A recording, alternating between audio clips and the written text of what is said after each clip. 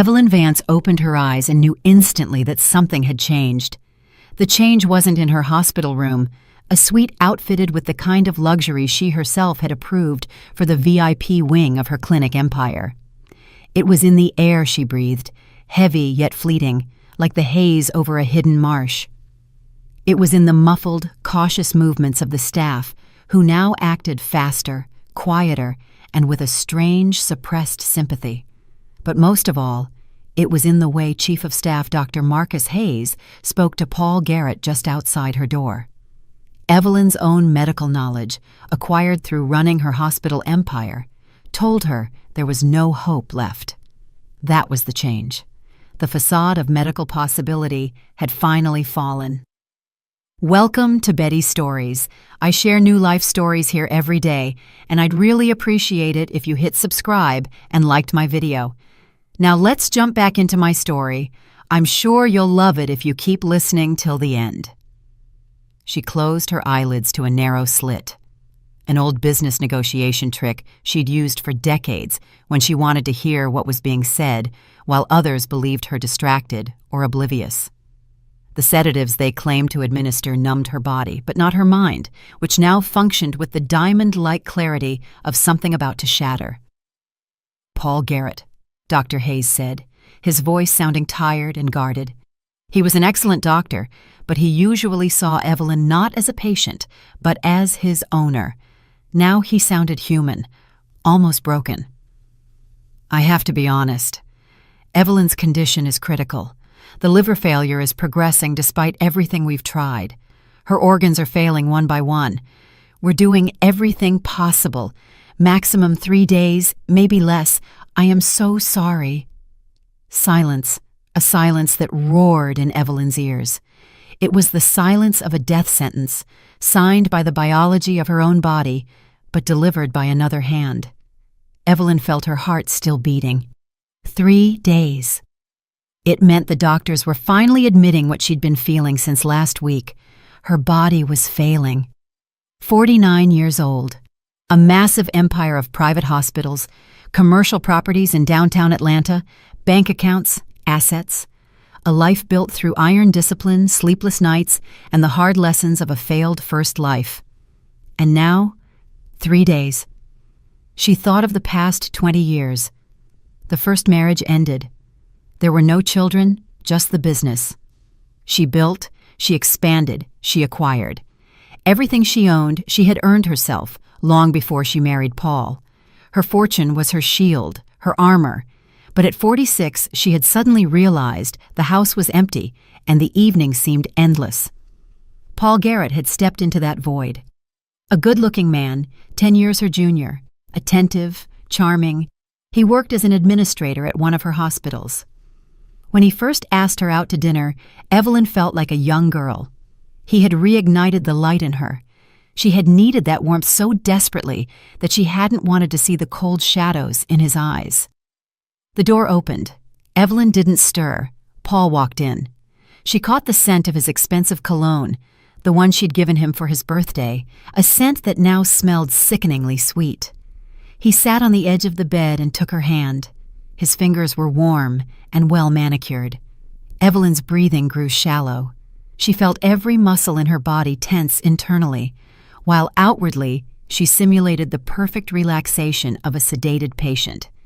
He believed she was unconscious due to the strong medication. The nurses had told him so this morning. What happened next, Evelyn would remember until her last breath. Paul squeezed her palm, stroked her wrist with his thumb, and whispered almost tenderly, yet with an icy hardness underneath, "Finally, I've waited for this for so long. 3 years of waiting, 3 years of patience. Waking up every morning to look at that cold, busy face, holding this hand, touching this body whose only worth was the money it controlled." Evelyn tensed inside, but her body did not betray her. She lay there, a stony image of calm, while a storm of horror and rage raged within her. "Your house, your millions," Paul continued, and there was an emphasis in his voice she had never heard before. It wasn't love, not care, not even neutral respect. It was pure, unfiltered scorn and triumph. "It all belongs to me now. 3 whole years. For 3 years I've played a role, listening to your moral lectures about business and responsibility, smiling at your friends, lying in bed with you. 3 years of contempt, hidden behind expensive cologne and purchased attention. Do you know how much I hated you, Evelyn? Your arrogance, your know-it-all attitude? You thought you bought me, didn't you? A young, handsome man for your empty life? But I had a much better plan." Paul laughed softly, an ugly, grating sound. He leaned closer, and Evelyn smelled the slight hint of alcohol he often drank in the mornings, a sign of his internal emptiness. "And now it's finally over. The tea was a masterpiece, a minimal dose every day. So subtle, so slow. They blamed it on stress, on overwork, on your age. A perfectly executed plan, Evelyn. No one will ever find out. You will die, and I will inherit everything you worked so hard for." He stood up, released her fingers, almost impatient now that the mask had fallen, adjusted the blanket with feigned concern, and walked out. Evelyn heard him talk to someone, probably the nurse, in the hallway, telling her to take good care of his wife, that he would be back soon. His voice sounded compassionate and distraught. The perfect performance until the last second. When the door closed, Evelyn opened her eyes. The ceiling blurred not from weakness, but from rage so hot it coursed through her body, because everything that had happened in the past few months suddenly clicked into a clear picture. The gradual deterioration of her health, first slight nausea, then weakness, dizziness. The doctors blamed it on stress and overwork. She had thought so herself. How stupid she was to trust him, the man who had presented himself as a rescue from loneliness. But 3 weeks ago, when the next episode happened right in her office, they brought her to the clinic. Her blood counts showed strange abnormalities. Evelyn, who mistrusted even her own doctors, secretly sent a blood sample to an outside lab in a different city, Charlotte. The result came 5 days ago, when she was already lying here. The toxicological analysis detected traces of a substance that shouldn't have been there, a rare drug used in palliative medicine to ease the suffering of the terminally ill. In small doses, it causes drowsiness. In large doses, it leads to liver failure and subsequent organ shutdown. Evelyn hadn't wanted to believe it then. She dismissed it as a lab error and requested a repeat. The second analysis confirmed it. And now, after Paul's words, there was no doubt. She was systematically poisoned, for months. The realization was a shock that turned her rage into cold, calculated determination. She would not die before she had taken everything from him, everything he had murdered her for. Evelyn tried to sit up, but her body would not obey. Her hands trembled. She lay there, staring at the ceiling, trying to formulate a plan. 3 days. If the doctors were right, she had 3 days left to put everything in order. She knew Paul, knew he was handsome, charming, and internally empty. But she thought a comfortable life would be enough for him. How foolish she was. He wanted more. He wanted everything. And he had underestimated how sharp her mind was, even as her body failed. She needed an outsider, someone invisible, someone who had no ties to her old life. Evelyn slowly turned her head toward the door. Someone was handling a bucket in the hallway. She heard water splashing, the scrape of a mop. She called out softly, "Girl?" Her voice was rough and much weaker than she intended. The noise stopped. After a few seconds, the door opened a crack, and a cleaning woman peered in. A young, petite black woman with dark hair clipped at the back of her head. Her face was plain, friendly, without makeup. Evelyn had seen her before. She wiped the floors in the hallway, changed the linens, emptied the commode. Hard, thankless work. Evelyn saw the fatigue deep in her eyes, but also a suppressed strength. This girl had been pushed into a corner by life. "Are you feeling unwell?" The young woman stepped closer, concerned. She smelled faintly of disinfectant and damp cloth. "I'll call the nurse immediately." "No need." Evelyn forced herself to speak clearly. "What is your name?" "Chloe. Chloe Jefferson. Chloe, close the door. I need your help." The girl was confused. Her eyes widened slightly, but the sternness in Evelyn's gaze made her obey. She closed the door. She came closer and looked into Evelyn's face. Are you okay? Do you need a doctor?" "I'm fully conscious." Evelyn looked into her eyes. "And I need you to do something for me. Do not tell anyone I am lucid. Not my husband, not the doctors. But call my attorney, Jason O'Connell. His number is in my cell phone, in the nightstand.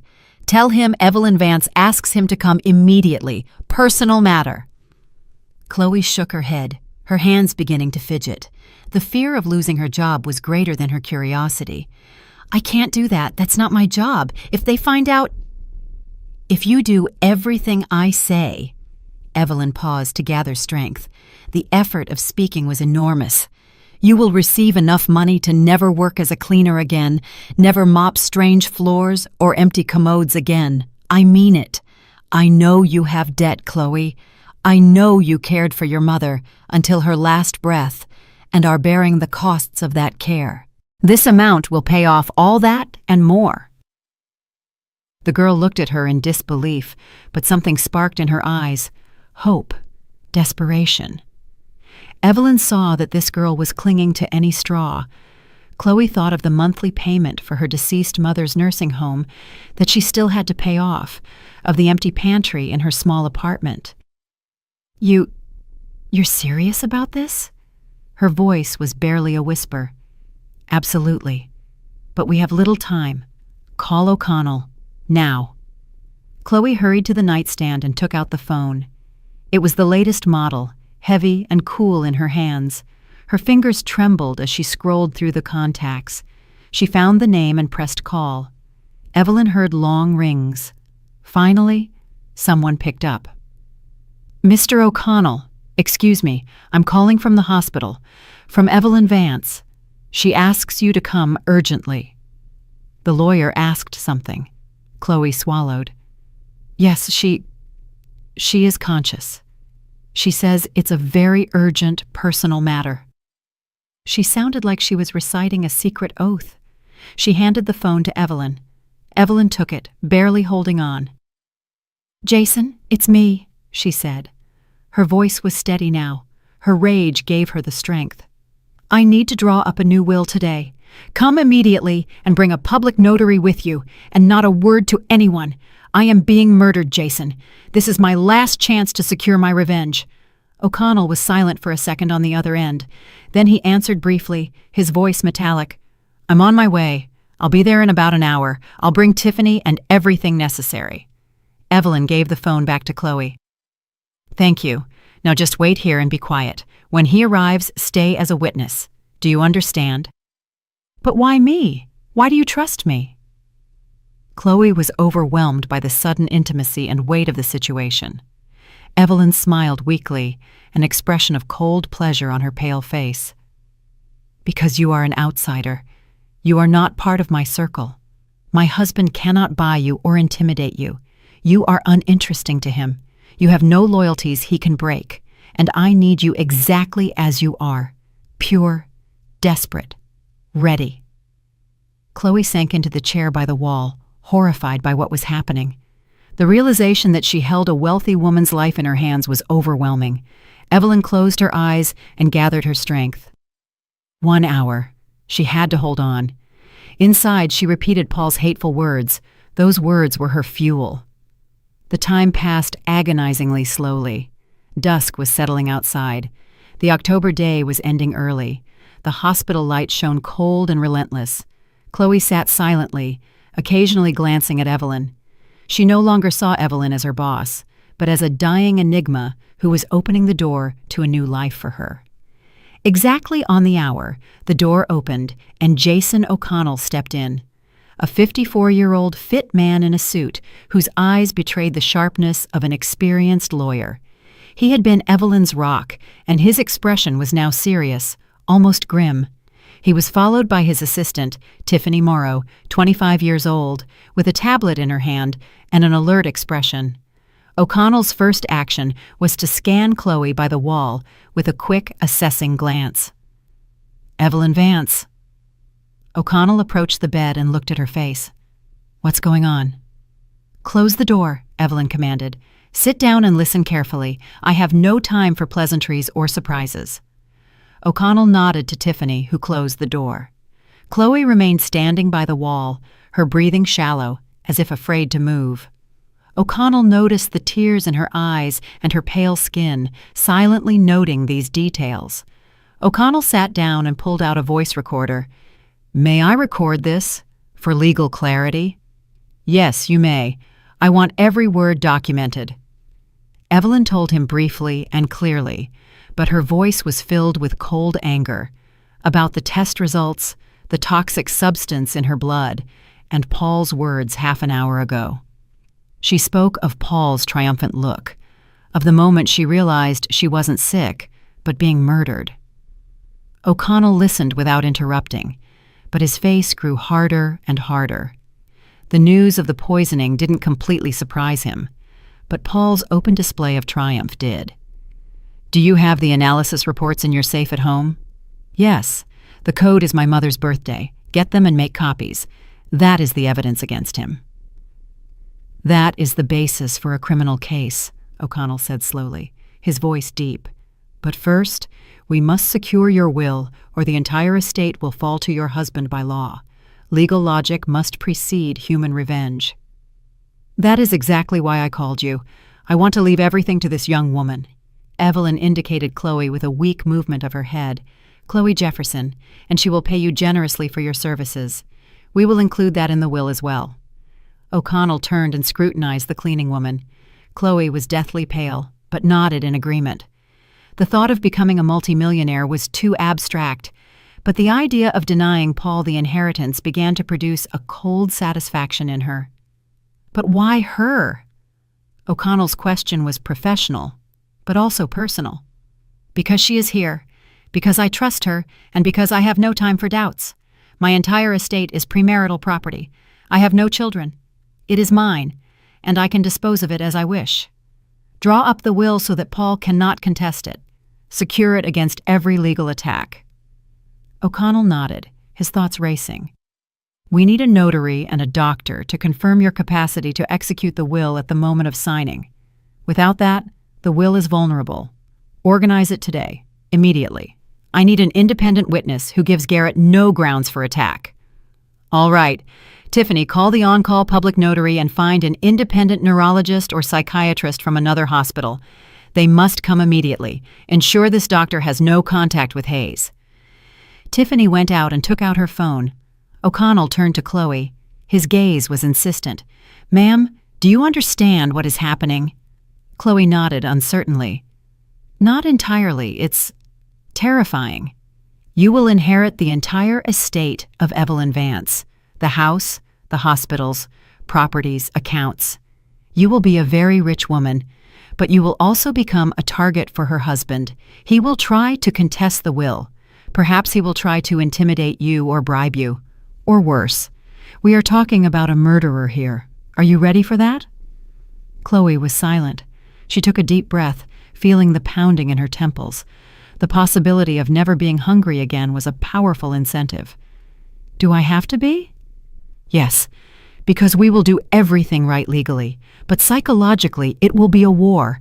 He will not leave you alone. You must be steadfast, Chloe." Evelyn interjected, her voice now very weak. "Chloe, I am not asking you to be a saint. Once you have the money, do what you want with it. But I ask you one thing. See this poisoning through to the end so he goes to prison, so he doesn't kill anyone else, and reward generously everyone who helps you. Do you promise me?" The girl looked at Evelyn, tears in her eyes. It was the last request of a dying woman. "I promise. I will seek justice for you." Half an hour later, the room gathered. The public notary, an older gentleman with a briefcase and seal, a psychiatrist from the neighboring hospital, a woman in her 50s, O'Connell, Tiffany, Chloe, and Evelyn herself. The atmosphere in the room was tense, solemn, and shadowed by the anticipation of death. The notary looked at Evelyn with respect, witnessing how she was using her last hours to stage an act of revenge. The psychiatrist conducted a quick but thorough examination, asking questions. What day is it? Where are you? What is the name of the President of the United States? Evelyn answered clearly. The doctor noted on the form, after checking Evelyn's pupils and evaluating her response. Patient is oriented in time, space, and to person. Consciousness is clear. Legally capable to execute a will. Signature, stamp. The final legal hurdle was cleared. The notary opened his laptop and began typing the text of the will. He read it aloud. I, Evelyn Vance, of sound mind and memory, bequeath my entire estate as it belongs to me on the day of my death to Chloe Jefferson. He looked up. Ms. Vance, are you aware that you are disinheriting your husband? Yes, I am aware. That is my express wish. Are you acting of your own free will, without coercion? Yes, I confirm. Evelyn's eyes fixed on the notary, dispelling any doubt about her resolve. The notary nodded and printed the form with a portable mini-printer. O'Connell filmed the entire process with his cell phone camera. Evelyn signed with a trembling hand. The notary affixed his seal and attested to it.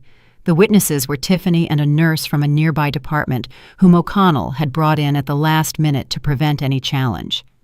When everything was over, the notary placed the document in an envelope. I will deposit it in the notary's office. Tomorrow morning, I will make certified copies. Everything is legal. There is no longer any legal point of attack. Evelyn nodded. Her strength was rapidly failing now. O'Connell leaned forward. Ms. Vance, I will take care of the toxicology. I will request all analyses and engage the district attorney's office. Paul will be held accountable. Thank you, she whispered. The word was a breath of air, but it carried the weight of a mission accomplished. Everyone left. Only Chloe remained. She stood by the bed, not knowing what to say. Her mouth was dry. Go home, Evelyn said tiredly. We'll see each other tomorrow, maybe. And remember what you promised. Chloe nodded and went out. Evelyn remained alone. She stared into the darkness outside the window and thought, 3 days, maybe less. But she had done it. She had robbed Paul of the thing he killed her for. That was the only thing that mattered now. She felt no pain, only a deep, cold calm. The revenge had given her more peace of mind than all her wealth. She died during the night, quietly, without torment. The nurses found her in the morning. When Paul learned of it, he burst into a loud, demonstrative display of tears in the hallway. The clinic staff, whom he had treated with arrogance for 3 years, comforted him. He thanked them, pressing his handkerchief, and triumphant sparks danced in his eyes. He thought he had won. The morning began with a phone call. Paul Garrett sat in Evelyn's office, which he now considered his own, flipping through documents, property deeds, bank statements, lease agreements.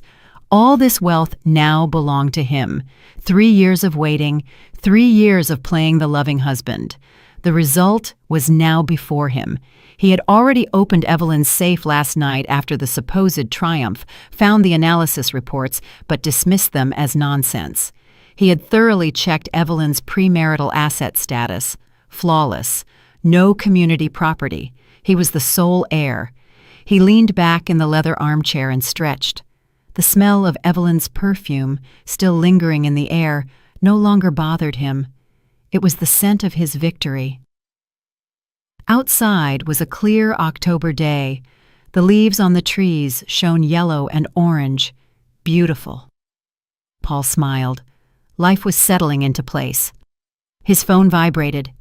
Victoria Shaw, his mistress, the pharmacist he had bribed, who had procured the rare drug for him. She was cold, pragmatic, and the only person who shared his contempt for Evelyn. He answered, "Yes, my dear. How is it going?" His mistress's voice sounded cautious. "Great. She died last night. Quietly, without witnesses. The doctor said liver failure. No questions. Everything is safe." "Absolutely. I calculated everything. The dose was minimal, spread over months. The drug breaks down quickly. There are hardly any traces left. Even if someone checks, they won't find anything. I'm a genius, Victoria. Who looks for murder when someone dies of organ failure at 49? Victoria was silent. She wasn't as certain of victory as he was. And the will? What will? She didn't draw one up, I checked. The entire estate is from before the marriage. No children. So I inherit as the husband. The law is on my side. He radiated self-satisfaction. I hope you're right. Paul, don't wait too long. Take care of the formalities and then let's disappear. Vivi, don't be nervous. In 6 months, I'll have everything sorted, sell the hospitals and properties, and we'll move away. Anywhere you want, overseas. The money is enough for several lifetimes. We'll open a clinic in the Caribbean, but just for ourselves. Victoria sighed. Good. Just be careful. Take it slow. Play the mourner. People need to believe you are devastated. I am a professional, Paul sneered. Don't lecture me. I played the role of my life for 3 years. He hung up and went to the cabinet where Evelyn kept her collected cognac. He poured himself a glass, sipped it. Excellent. Everything in this house was excellent. And now it belonged to him. He felt like a king who had reclaimed his throne. There was a hard knock at the door. The housekeeper, an older woman with red eyes, entered. She had served Evelyn for 20 years and always looked at Paul with suspicion. Mr. Garrett, the attorney is here for you. Jason O'Connell. He's not alone. Paul frowned. O'Connell. That man had always been too smart and too observant. Evelyn had entrusted him with all legal matters. What did he want? Was he coming to settle his fees? Let him in. O'Connell appeared in the office, elegantly dressed in a suit and with a serious face. His gaze was hard and judgmental. He didn't offer his hand in greeting, just nodded. Mr. Garrett, my condolences. Thank you. Paul put on a grieving grimace. This is a tragedy. I am devastated. He gestured to the cognac. Would you like a drink to calm your nerves? No, thank you. I need to discuss some legal matters with you. It cannot wait.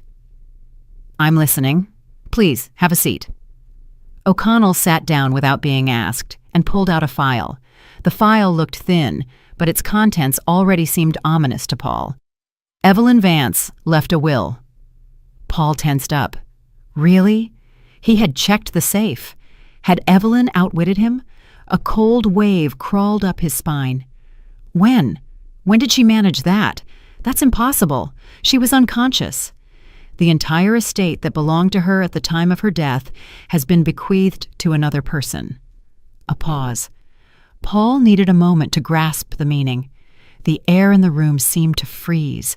The realization hit him like a sledgehammer. He had killed for nothing.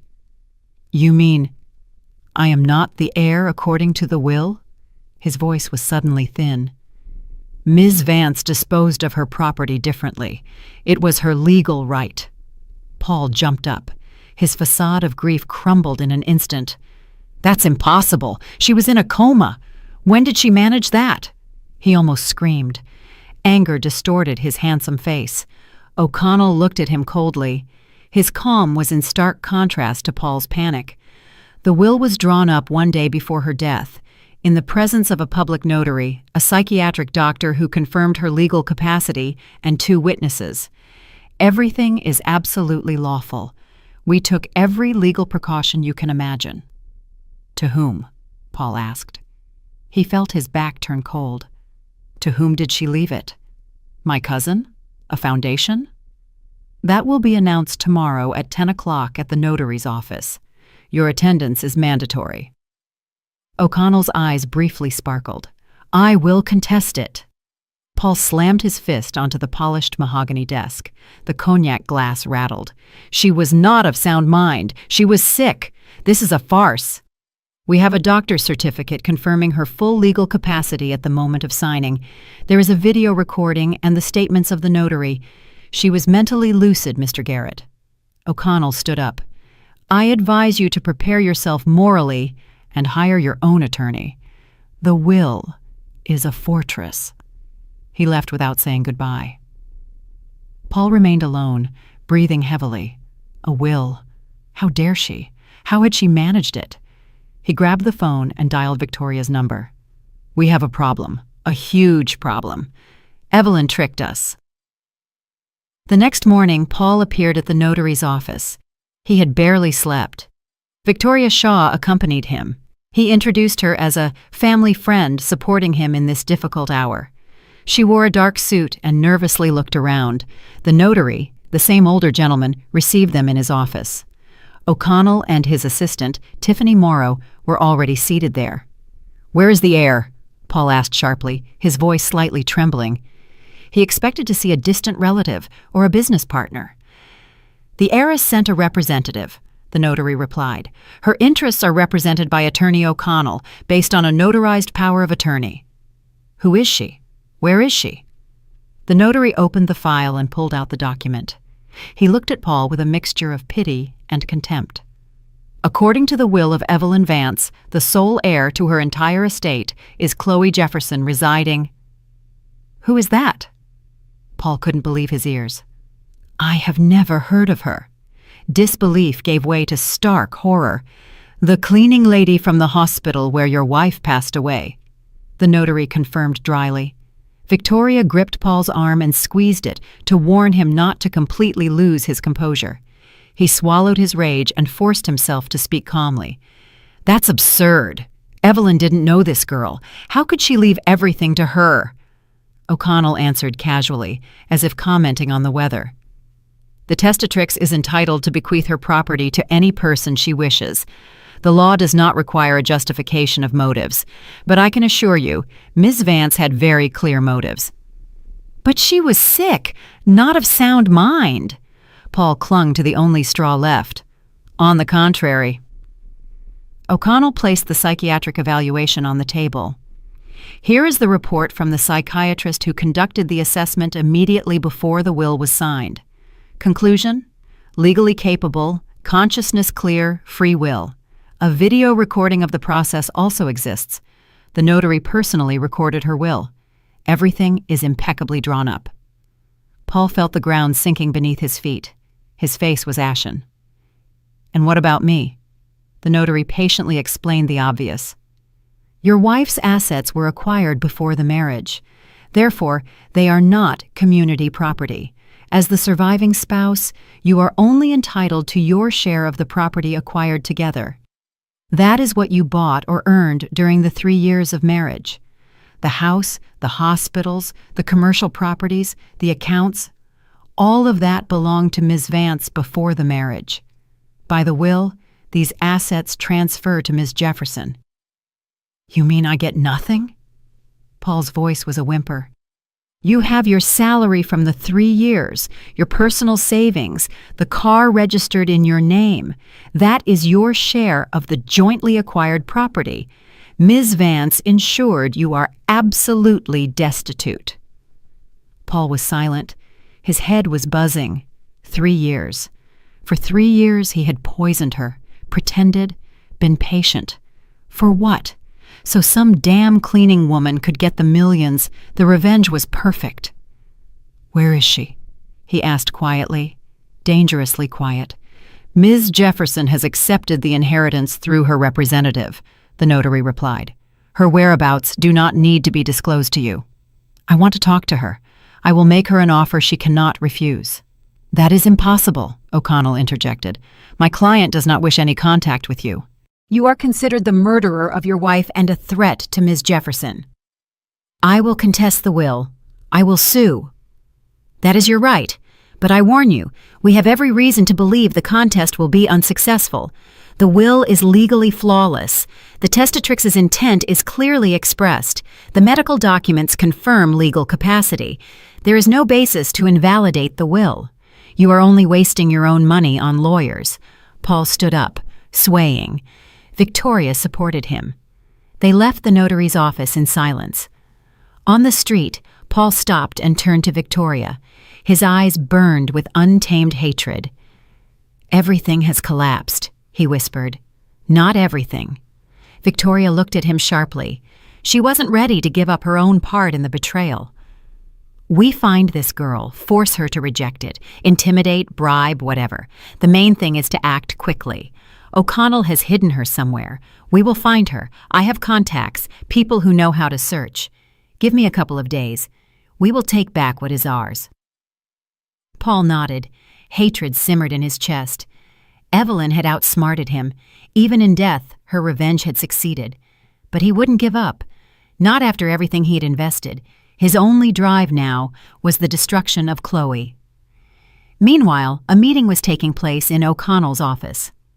Jason O'Connell sat across from Tiffany Morrow and the private investigator, Detective Roy Singleton, a former police officer, a sturdy man of 42 with streaks of gray in his hair. Singleton had a reputation for being relentless and discreet. "The situation is as follows," O'Connell began. "Chloe Jefferson is safe. She has moved to a neighboring region, Charlotte, rented a room, and taken a temporary job. But Garrett will look for her. He won't stop. He is dangerous and desperate." "What can he do?" Tiffany asked. "Intimidate, bribe, force her to renounce the inheritance. In the extreme case, if she refuses, physically eliminate her. We are dealing with someone who systematically poisoned his wife. He is capable of anything. We must not only protect Chloe but also neutralize him legally." Singleton nodded. He had studied Evelyn Vance's case files and was impressed by her foresight and intelligence. "I will check all the hospital surveillance cameras. I will trace who had contact with Ms. Vance in the last months. I will check the pharmacies for what Garrett purchased, what medications. If he poisoned her, traces remain. There are always traces." "Good. Another point. We need the criminal prosecution. Without it, Garrett remains free and will continue to hunt Chloe. I have already prepared the complaint for the district attorney. I am enclosing the toxicological reports that Evelyn Vance commissioned. They clearly show the substance in the blood that she was not medically prescribed." Tiffany inquired, "And what if the report doesn't confirm the poisoning?" "It will confirm it. Evelyn was meticulous. She sent samples to 2 independent labs. The results are identical. Furthermore, she documented the deterioration of her condition by date, keeping a diary of symptoms. All of these are circumstantial but weighty evidence. She documented her own murder case."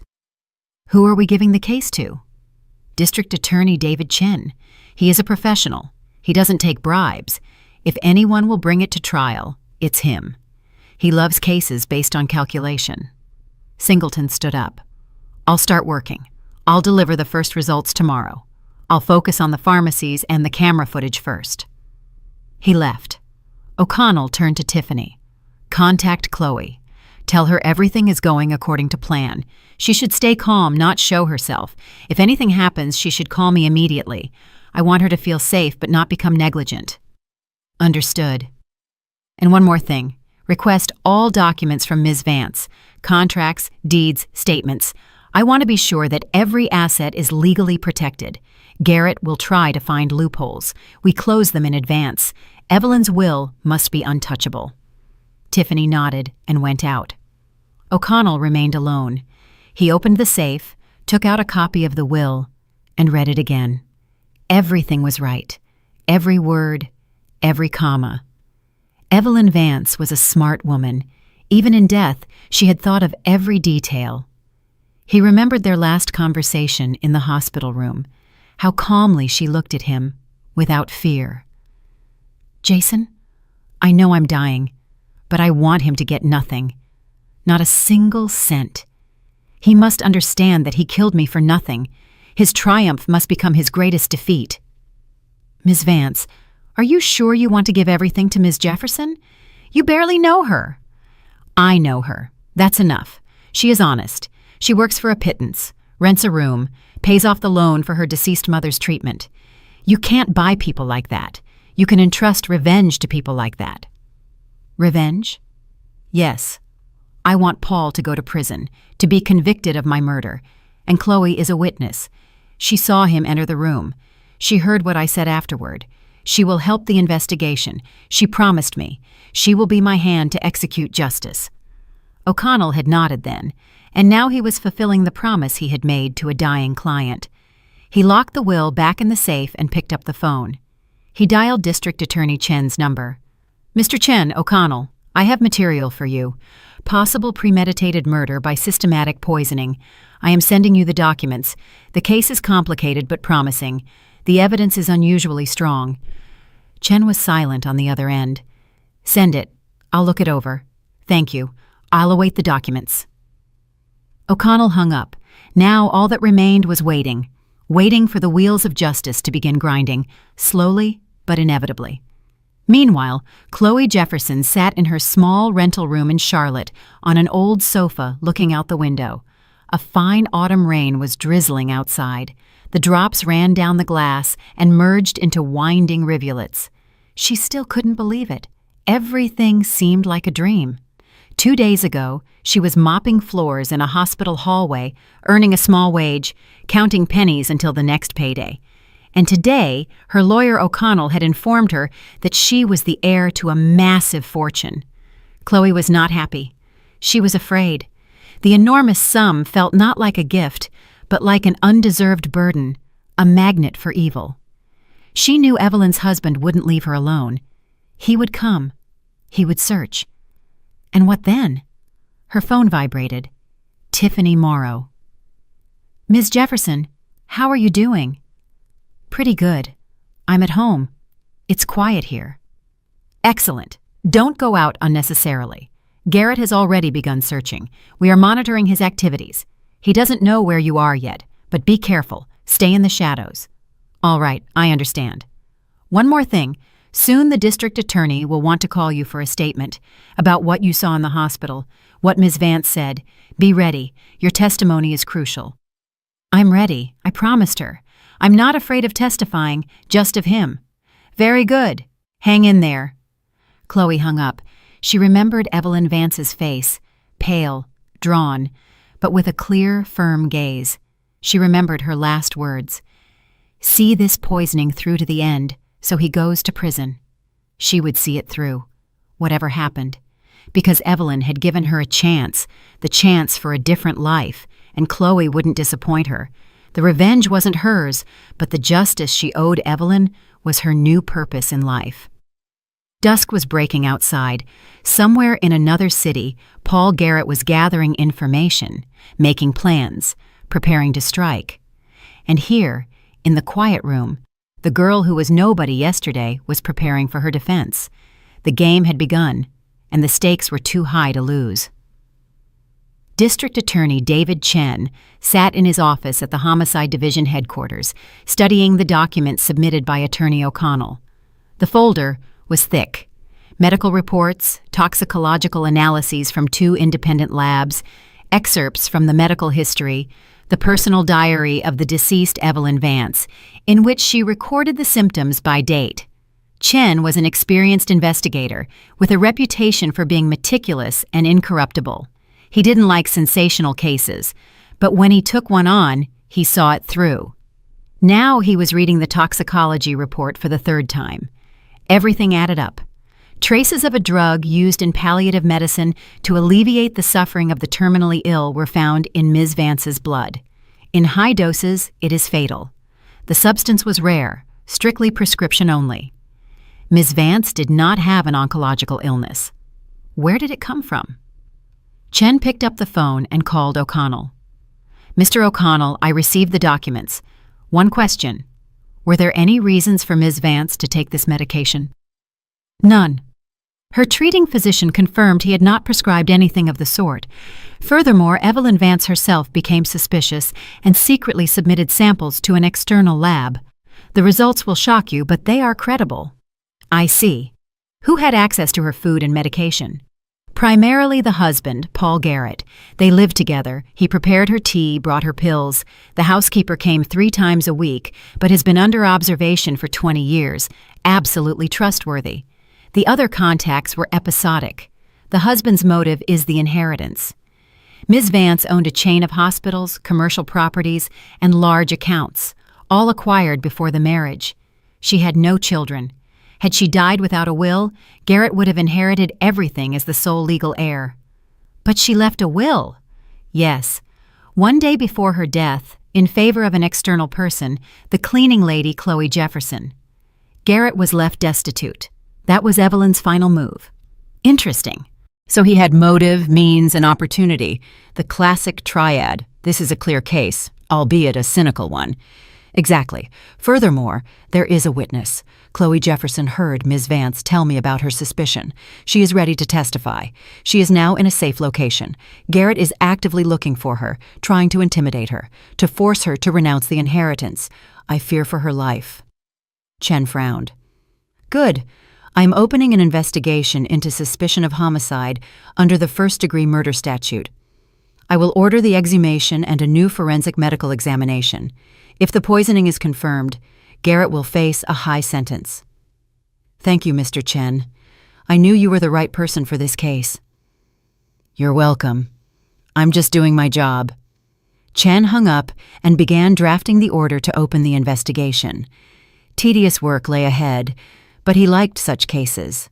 When everything fits together into a clear picture, when the perpetrator believes they have escaped retribution and then realizes the net is closing in. 2 days later, the district attorney received court approval for the exhumation of Evelyn Vance's body. The procedure took place privately. Samples were sent for examination to a leading forensic center in Quantico, Virginia. While the experts worked, Chen began collecting circumstantial evidence. He instructed his assistants to analyze the surveillance camera footage from pharmacies in the area where Ms. Vance lived. The task was simple, to find out if Garrett had purchased the drug in question. The result came after 1 week. In a recording from one of the private pharmacies, Paul Garrett was clearly visible. He approached the counter, spoke with the pharmacist, gave money, and received a package. The date was 2 months before Ms. Vance's death. Chen called the pharmacist in for questioning. A nervous, frightened woman in her 50s. Do you remember this man? The district attorney showed a photo of Garrett. Yes, I remember. He came several times. He bought the palliative therapy medication. He said his mother had cancer. The doctors had allowed him to administer it at home so she wouldn't suffer.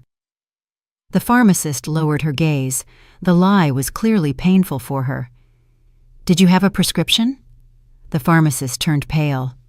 No, he said he lost the prescription. He offered to pay more. I agreed. I needed the money. It was a mistake, I know. How often did he buy it? 4 or 5 times. I don't know exactly. Chen nodded. Do you realize that you violated the law?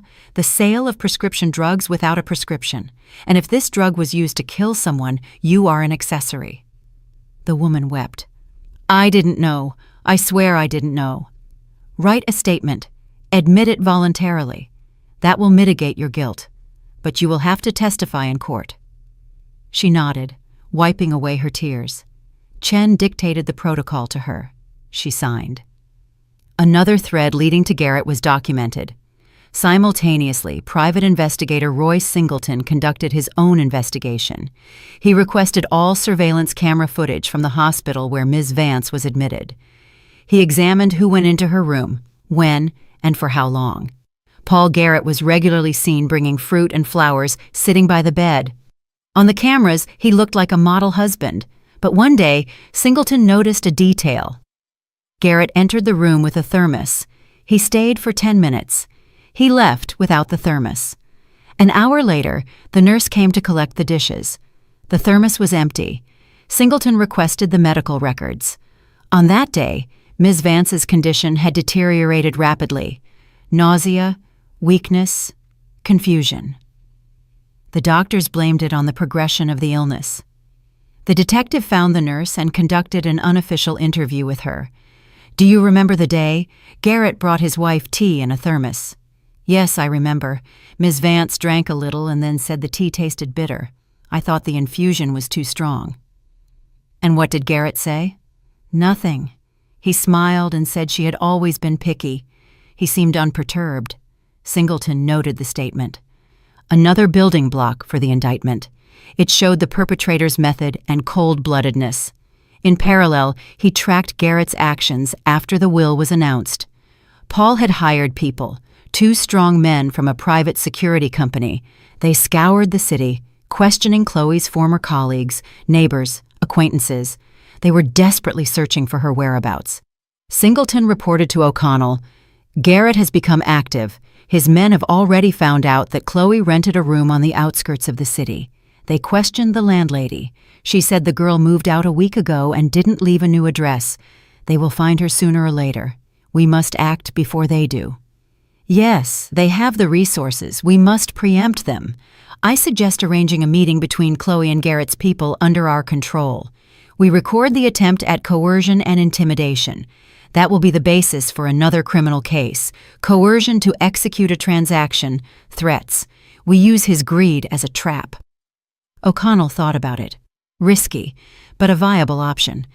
I'll talk to Chloe. She must understand the risk. He contacted Chloe Jefferson and explained the plan. The girl did not agree immediately. She was afraid. She trembled on the phone. I can't do this, Mr. O'Connell. He's a killer. He wants to kill me. But O'Connell convinced her. Chloe, they will find you anyway. It is better that it happens on our terms. And he will be convinced that you agree to hand over the estate to him. We will be nearby. The police will be nearby. Nothing will happen to you.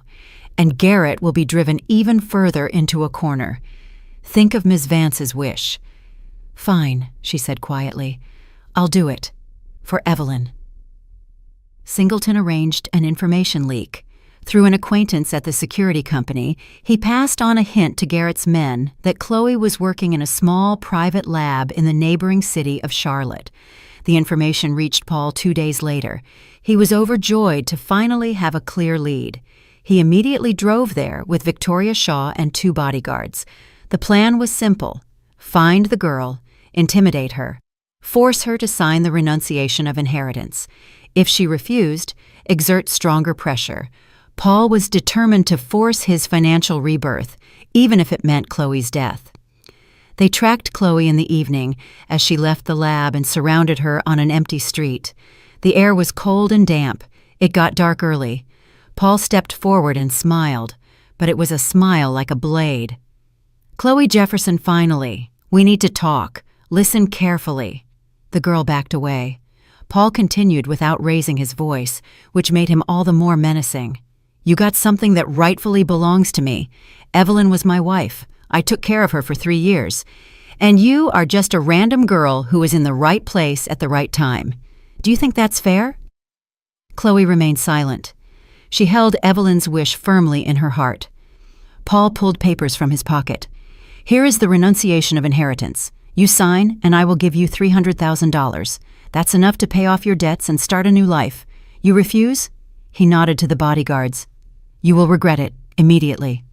I won't sign, Chloe gasped. Her knees were shaking, but her voice was clear. Paul frowned. Victoria stepped closer and spoke sweetly, but with a cold look. Sweetie, you don't understand who you're messing with. Paul is not one to give up.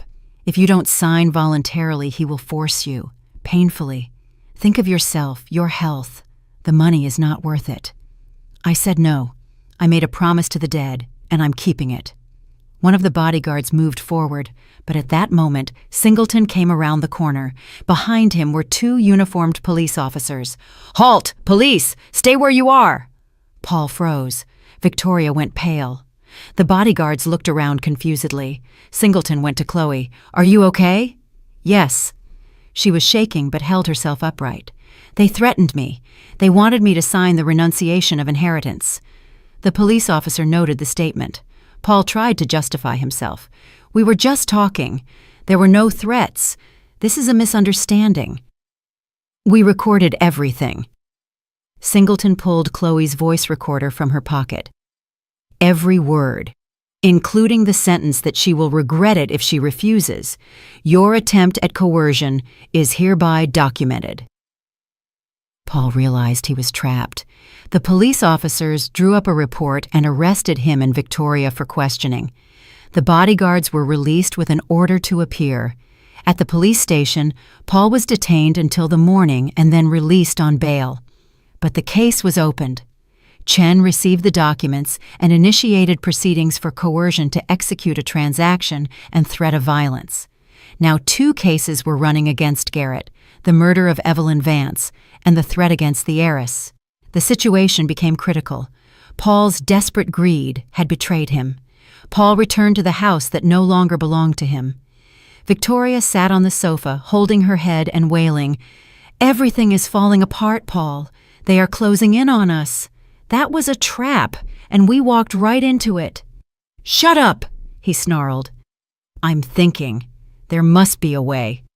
"What is there to think about? We have to flee while we still can." "Flee where? I have no money. Evelyn left everything to that damn girl. All I have left is my meager salary from 3 years, which is long spent. Without money, I am nobody." "Then what should we do?" Paul was silent. He knew time was running out. The district attorney was digging. The detective was gathering evidence. Witnesses were testifying. Soon he would be arrested, and then it would be all over. He needed a plan. Desperate, risky, but a plan. He had to force Chloe Jefferson to renounce the inheritance. He grabbed the phone and dialed the number of one of his bodyguards. "Listen closely. I need all the information about Chloe Jefferson. Everything you find. Where she lives, where she works, who is guarding her. I'll pay double. We're doing this personally now." The bodyguard agreed. Paul hung up. The adrenaline surged. He knew it was madness. The district attorney was already on his heels. Tomorrow, the interrogation. He could be arrested, but if he did nothing, he would lose definitively. And if Chloe Jefferson renounced the inheritance, the case would collapse. No inheritance, no motive. Without a motive, the charge is weaker. He had to force her to break her will. He packed his things, money, documents, a backup phone. He left a note for the housekeeper, saying he had gone to a friend's house for a few days. His nerves couldn't take it.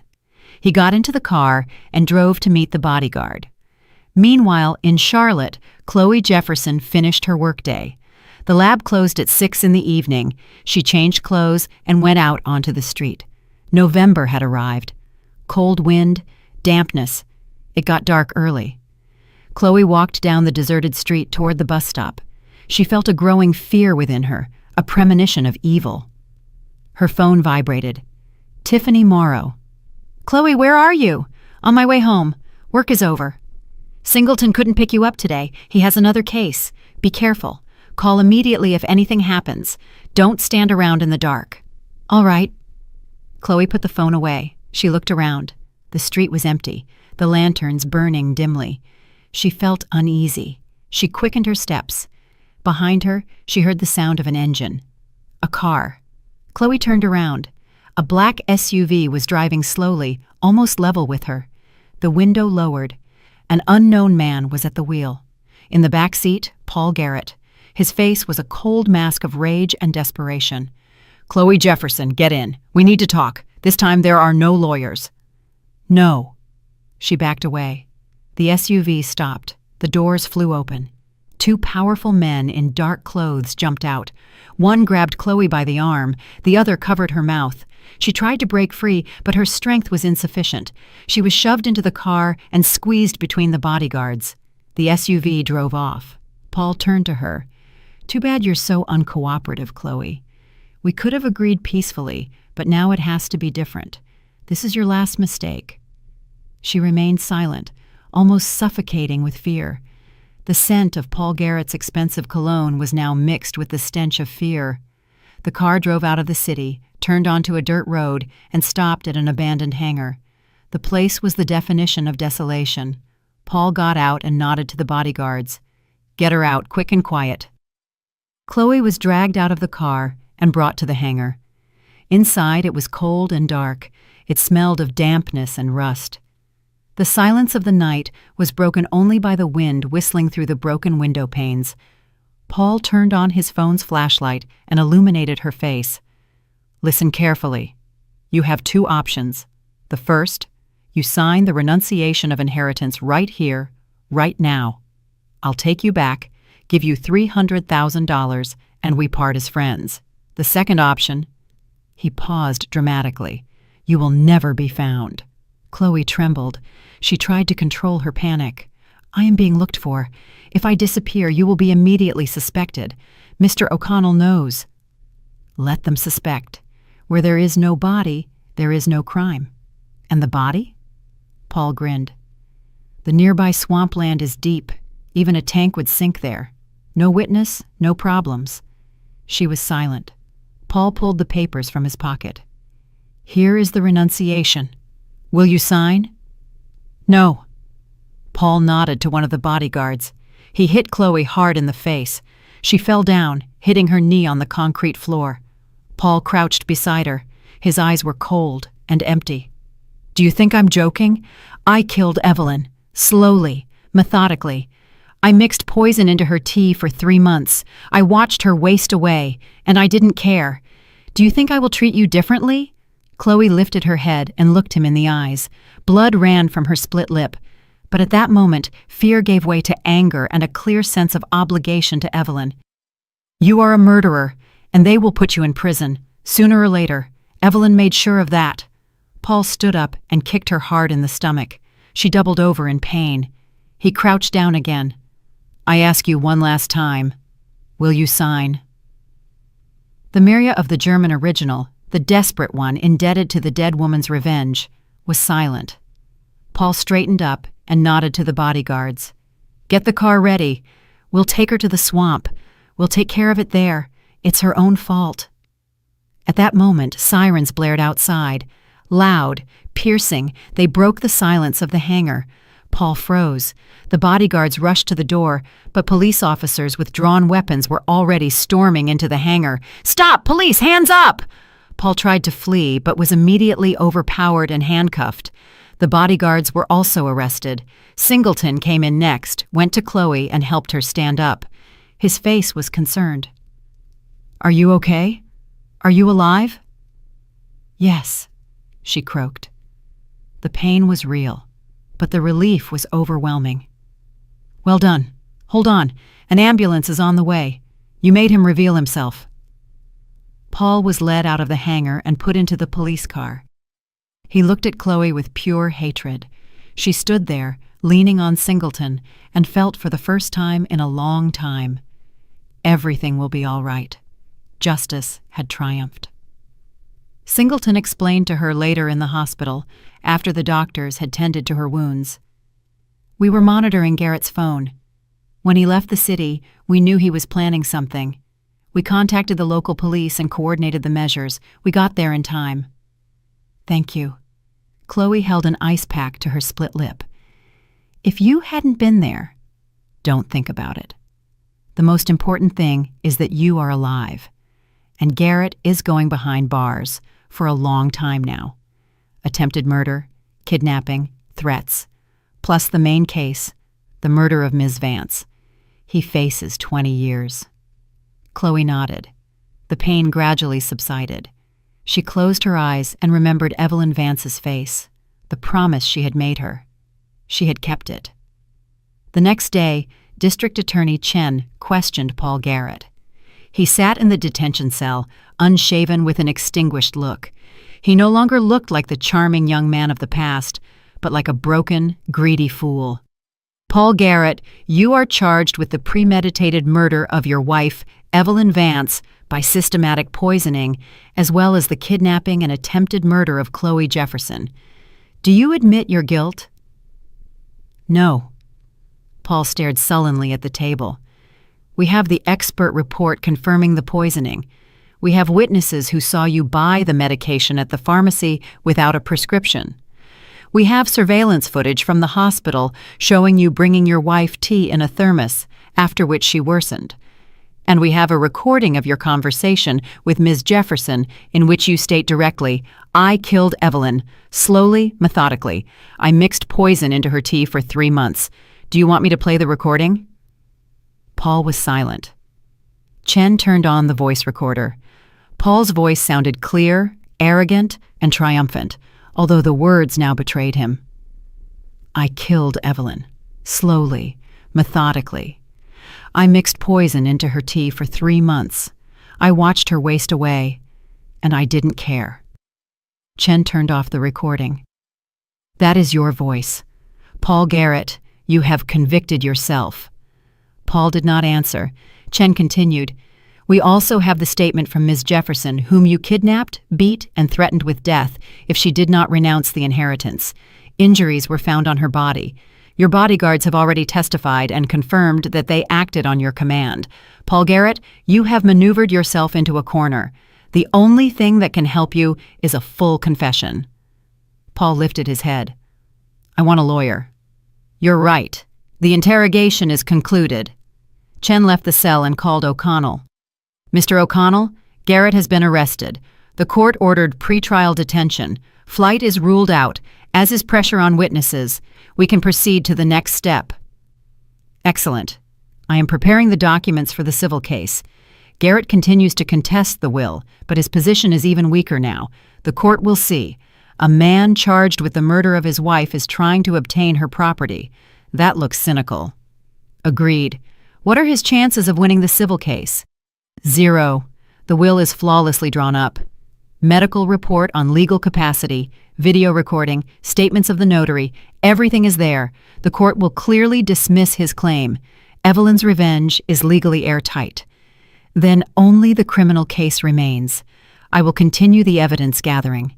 I will soon submit the case to the district attorney's office for indictment. Keep me informed. Chen ended the call. The work was proceeding according to plan. Meanwhile, Chloe Jefferson sat in an apartment O'Connell had rented for her, a safe location, guarded around the clock. She looked out the window at the November sky and thought about how her life had changed. A month ago, she was nobody. She mopped floors, earned a meager wage, lived in a rental room, and now she was the heir to a massive fortune, a key witness in a criminal case, a woman who was supposed to be murdered. She was not happy about the money. Not yet, because she knew this price was the price of Evelyn Vance's life. And that price obligated her. The millions felt cold and heavy, like an oversized inheritance she could not yet carry. Her phone rang. O'Connell. Ms. Jefferson, how are you? Good. The bruises are healing. I don't feel pain anymore, just the memory. Good. I have news. Garrett is in custody. The investigation is collecting the final evidence. The case will soon go to trial. In parallel, the civil case regarding the will is ongoing. There will be a decision in 1 month. And what should I do? Wait. Testify when asked, and prepare yourself to be the rightful owner of Ms. Vance's entire estate after the verdict. You must learn to carry this responsibility. Chloe was silent. Mr. O'Connell, what if I don't want it? What if I don't want all this? The money, the houses, the hospitals. I am afraid. I don't know how to handle it. It exceeds my imagination. O'Connell sighed. He understood her internal struggle. Chloe, Evelyn didn't choose you by chance. She saw something in you that others didn't. Honesty, perhaps, or simply goodness. She wanted you to have a chance. Don't reject it. Take the money, build your life. But remember, you promised her to see this through to the end, and you will keep your promise. This fortune is your tool for a better life, not your shackles. I remember. I will do it. That's good. Hang in there. It will be over soon. Chloe hung up and looked at the photo of Evelyn Vance that O'Connell had given her. A middle-aged woman with a smart face and a firm gaze. She had lived a hard life, built a business, lost love, and was then betrayed and murdered. Chloe said softly into the void, I will see this through. I promise. I will complete your victory over Paul.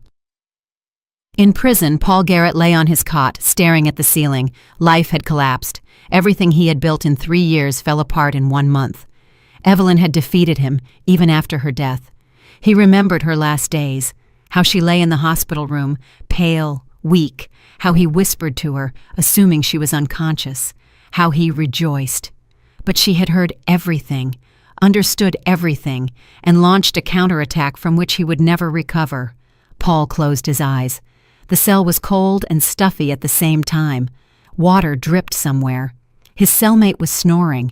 Life went on, but for him it had stopped. He remembered Victoria. She had left when she sensed the danger. Smart woman, she was always smarter than him. She had used him just as he had used Evelyn. The realization that he had only been a tool in the hands of both women was humiliating. Paul turned to the wall. Tomorrow, another interrogation, then the court, then the sentence. 20 years, maybe more.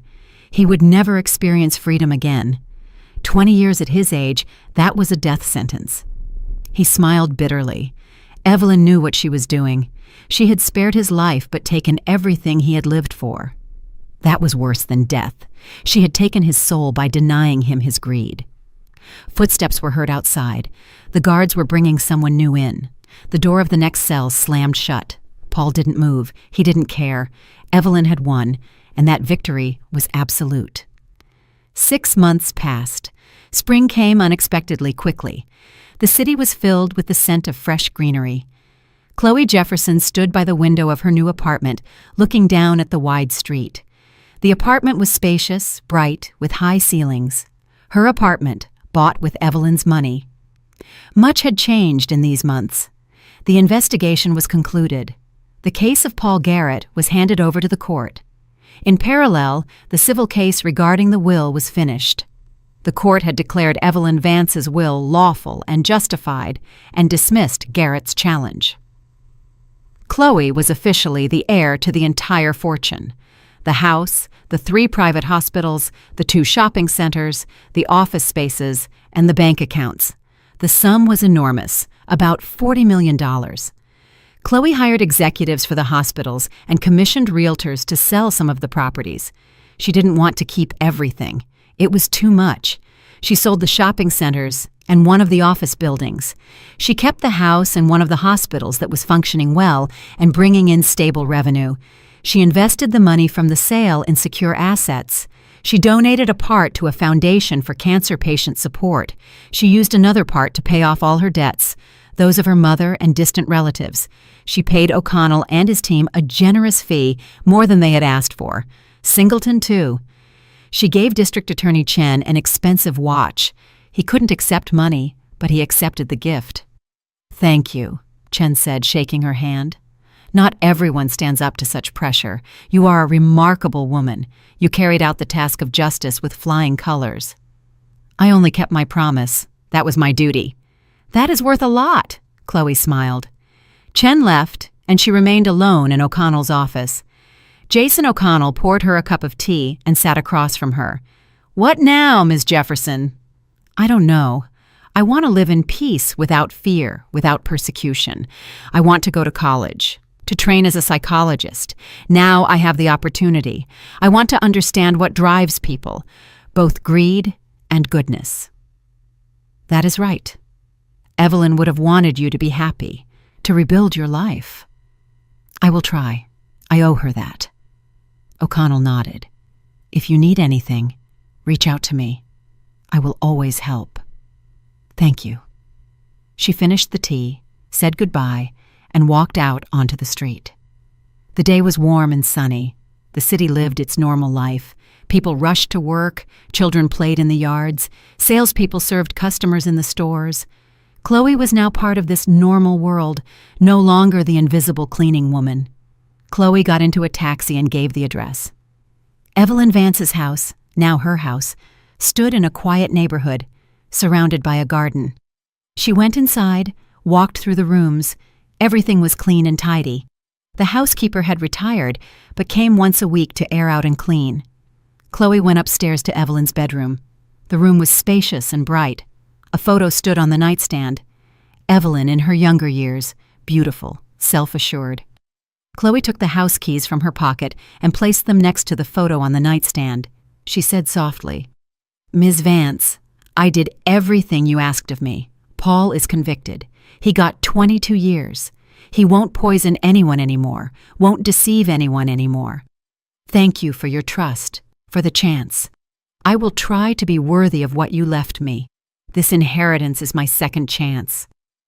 She stood there silently, then left the room, went downstairs to the living room, sat in the armchair by the fireplace, and closed her eyes. It was over. Paul was behind bars. Victoria, too. The inheritance was settled, the debts paid. Life was beginning anew. Chloe remembered the day in the hospital room when Evelyn had called her. She remembered her words. "If you do everything I say, you will never work as a cleaner again." At the time, it seemed like the delusion of a sick person. Now, it was reality. She opened her eyes and looked at the fireplace. Life had given her a chance. Evelyn had given her a chance, and she would not waste it. She would use this money to do good and fulfill herself. She kept the house, but rarely lived there. Most of the time, she was in the apartment downtown. The hospital was turning a profit. The executives worked honestly. Chloe monitored the finances, but did not interfere with the operational management. She knew she still had a lot to learn. Chloe often thought of Paul. Had she forgiven him? No, but she also felt no hatred, only indifference. Paul was the past, along with the life where she mopped floors and lived on the poverty line. In the autumn, Chloe enrolled in college for psychology. She wanted to study the depths of human nature to understand how mistrust and greed could arise in a man like Paul. And at the same time, she returned to Evelyn's house.